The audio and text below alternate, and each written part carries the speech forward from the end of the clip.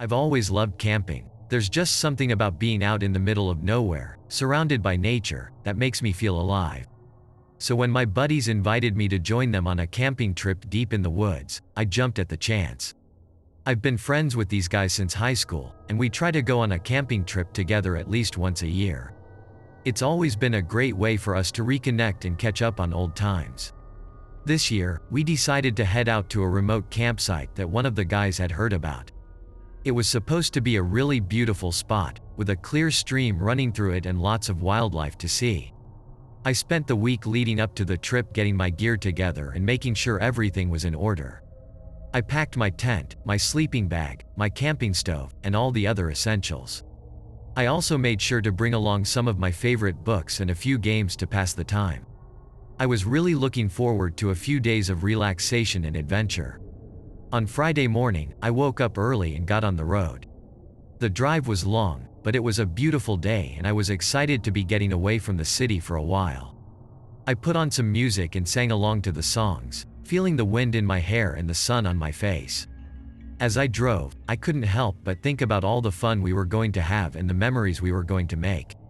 When I arrived at the campsite, my friends were already there, setting up their tents. We greeted each other with big hugs and backslaps, and then got to work on setting up our own camp. We found the perfect spot next to the stream, and we set up our tents and built a fire. We cooked some burgers and sat around talking and laughing late into the night. The next day, we set out on a hike.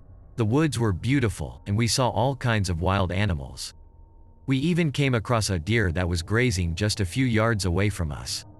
It was a magical experience. But as the day went on, something began to feel off. The birds stopped singing and the animals stopped moving. We started to feel like we were being watched. We shrugged it off and returned to the campsite. That night, strange things started happening. We heard strange noises outside of our tent, like twigs snapping and leaves rustling. But when we went to investigate, there was nothing there. We tried to ignore it and go to sleep, but it was hard. The next day, we woke up to find that something had tampered with our food supplies. Our bags of chips were opened and some of our canned goods were missing. We were confused and a bit worried, but we shrugged it off and decided to make the best of the day. We set out on another hike, but the feeling of being watched was even stronger this time. We couldn't shake the feeling that we were being followed. As the day went on, the strange occurrences continued. We found strange symbols carved into the trees, and we started to hear strange noises at night. We tried to ignore it and enjoy ourselves, but it was hard to shake the feeling that something was very wrong. By the third day, we were all on edge. We decided to pack up and leave early, but when we tried to start our car, it wouldn't start. We were stranded and we didn't know what to do. We tried calling for help on our cell phones, but there was no service. We were truly in the middle of nowhere. As the day went on, the strange occurrences continued. We found strange symbols carved into the trees, and we started to hear strange noises at night.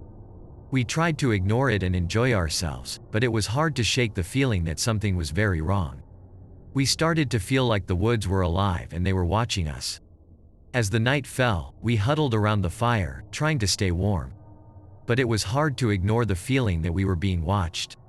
We heard strange noises outside of our tent, and when we looked out, we saw glowing eyes staring back at us. We knew we had to get out of there as soon as possible. We tried to start the car again, but it still wouldn't start. We were running out of options. We decided to leave all of our stuff behind and try to find help. We set out into the woods, not knowing what we would find. As we walked, the woods seemed to get darker and darker. We heard strange noises all around us, and we saw glowing eyes following us. We were terrified, but we kept moving. We had to find help. After what felt like hours, we finally stumbled upon a road. We saw a ranger's truck coming our way. We flagged him down and he was able to help us.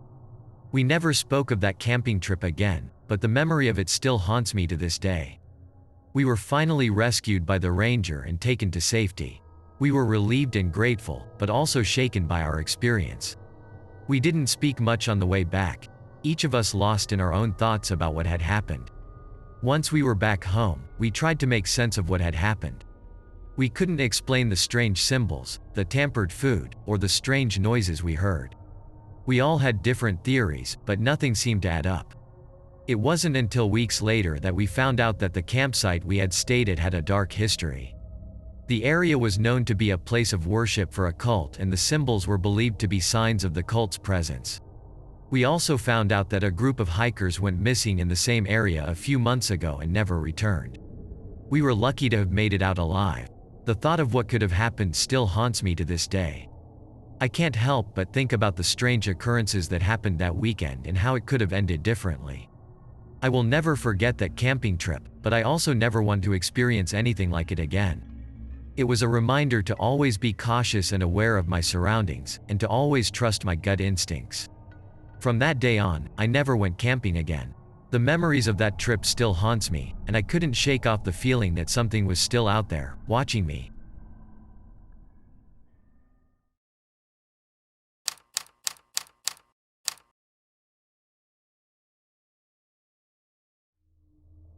I had been feeling stressed out lately, and I decided that I needed a break. I had always loved camping and being in the great outdoors, so I decided to take a trip by myself to a remote area of the woods. I spent weeks researching different campsites, and I finally settled on one that was known for its beautiful scenery and seclusion. I packed my camping gear, food, and a few books, and set out on the road early in the morning. As I drove through the countryside, I couldn't help but feel a sense of excitement. I had always loved the feeling of being in the wilderness, and I felt that this trip was exactly what I needed to clear my head. I arrived at the campsite in the late afternoon, and I was immediately struck by how beautiful it was.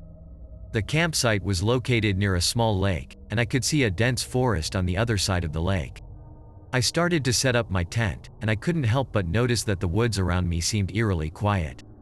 I shrugged it off, thinking that it was just my imagination. After setting up my tent, I decided to take a walk around the lake. As I walked, I couldn't shake the feeling that I was being watched. I tried to brush it off, but the feeling persisted. Eventually, I returned to my campsite, and I made a fire to cook dinner. That first night passed without incident. I had a good sleep and woke up feeling refreshed. I spent the day hiking and exploring the woods around me, and I didn't notice anything out of the ordinary. But as the day went on, I started to feel uneasy. I couldn't explain why, but something felt off. But on the second night, things started to change. I woke up in the middle of the night and saw a figure standing outside my tent. I thought it was just a tree at first, but as I looked closer, I realized that it was a person. I was too scared to move, so I just lay there, staring at the figure. Eventually, it disappeared, and I was able to fall back asleep.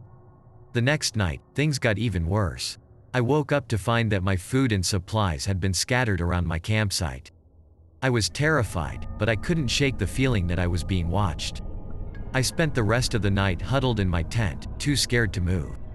Over the next few days, strange things continued to happen. I would hear strange noises at night, and I would see shadows moving in the woods. I was too scared to leave my tent, and I started to feel like I was going insane. On the fourth night, things reached a boiling point. I had been trying to ignore the strange occurrences, but I couldn't take it anymore. I decided to investigate and try to find out what was happening. I grabbed a flashlight and stepped out of my tent. As I walked around my campsite, I noticed that all of my supplies were gone. My food, my camping gear, everything was missing. I started to feel a sense of panic rising in my chest. I was alone in the middle of the woods, with no supplies and no way to call for help. As I was trying to make sense of what was happening, I heard a sound coming from the woods. At first, I thought it was an animal, but as I listened closely, I realized that it was the sound of someone, or something, walking. I followed the sound, and soon I found myself standing in front of an old cabin. The cabin was in a state of disrepair, with broken windows and a door hanging off its hinges. I hesitated for a moment, but my curiosity got the better of me, and I decided to go inside. As soon as I stepped through the door, I was hit with a musty smell and a feeling of dread. The inside of the cabin was dark and dusty, and I could hear strange noises coming from upstairs. I decided to investigate and slowly made my way up the stairs. As I reached the top of the stairs, I saw a dark figure standing at the end of the hallway. The figure was tall and thin, and it was holding something that looked like a knife. I froze in terror and watched as the figure began to move towards me. Suddenly, the figure lunged at me with the knife, and I woke up screaming. It was just a nightmare, but it felt so real. I couldn't shake the feeling of unease that had settled in my chest. I realized that I needed to get out of there as soon as possible. I packed my things and left the campsite in the middle of the night. But as I was leaving, I saw the figure again, standing in the woods. This time, it was holding a weapon, and it started to come after me. I ran as fast as I could, and I didn't stop until I was back at my car. I drove away from the campsite as fast as I could, and I didn't look back. I never went camping again after that experience. I don't know what happened to me while I was there, but I know that it was something truly terrifying. I still have nightmares about that cabin and the figure with a knife. I still have no idea what it was, but I know that I never want to find out. Thank you for watching. Don't forget to subscribe.